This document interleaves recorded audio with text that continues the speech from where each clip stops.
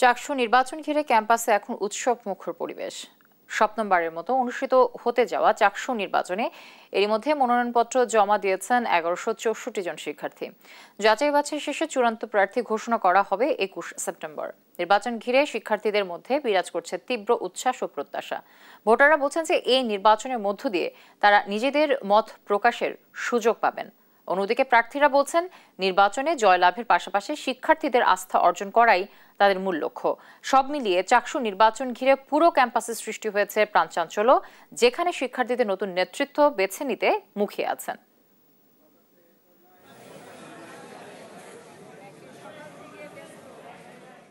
চাকসু কারো ব্যক্তিগত সংগঠন নয়। চাকসু শিক্ষার্থীর শক্তি, শিক্ষার্থীর মর্যাদা, শিক্ষার্থীর কণ্ঠস্বর।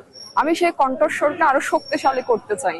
দায়িত্বশীল এমন একজন মানুষকে, এমন একজন পার্টিকে আমি এবিপি পদে দেখতে চাচ্ছি। সে আমাদের 25,000-27,000 স্টুডেন্টের একজন প্রতিনিধি হিসাবে চাকসুতে তার কার্যক্রম পরিচালনা করবে। আমরা তার কাছ থেকে ইতিবাচক এমন কিছু চাই যেটা আমাদের পুরো চট্টগ্রাম বিশ্ববিদ্যালয়ের সকল ছাত্রদের জন্য ইতিবাচক ভূমিকা রাখবে।